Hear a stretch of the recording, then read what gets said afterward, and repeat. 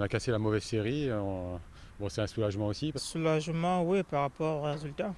C'est un groupe rassuré qui a repris le chemin de l'entraînement hier matin à la Baumette.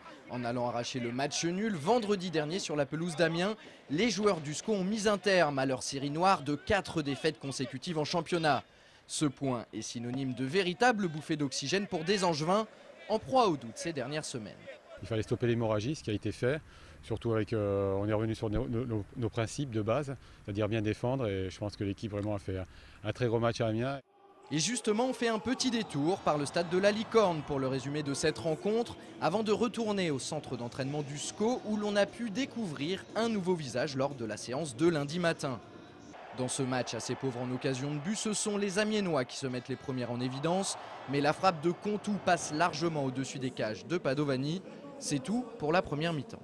C'est dommage qu'on soit resté au vestiaire une minute de trop parce que bon, faut qu'on apprenne à revenir sur le terrain vraiment bien concentré. Et pour cause, ça fait seulement 26 secondes que le jeu a repris en seconde période quand Thibaut Giresse donne l'avantage à sa formation malgré la belle envolée d'un Padovani abandonné par sa défense.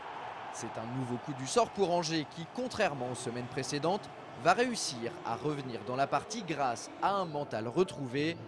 Et à ce titre, le SCO peut une nouvelle fois remercier Paul Alooué-Folou dont l'inspiration sur cette talonnade est tout simplement géniale.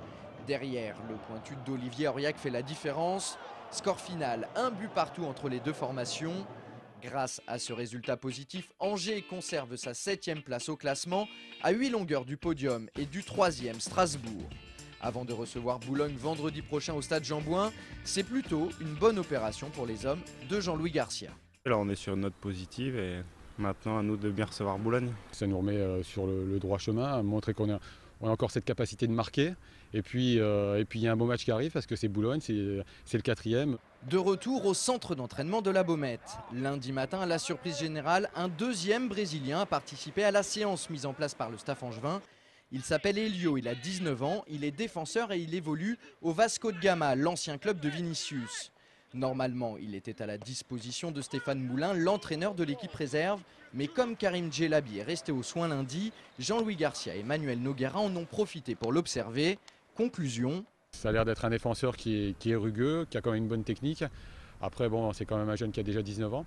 Et puis bon, après, on sait que l'adaptation Brésil-France, c'est quand même compliqué. Donc on va se donner encore peut-être 1 ou 2 jours pour le voir et pour juger de ses capacités, quoi. Affaire à suivre. On termine cette émission avec les gagnants de notre jeu SCO News. La semaine dernière, nous vous proposions de gagner des places pour la rencontre Angers-SCO-Boulogne du vendredi 24 avril. Pour cela, il vous suffisait de nous envoyer une photo où vous apparaissiez avec un joueur du SCO. Vous avez été nombreux à participer et nous vous en remercions.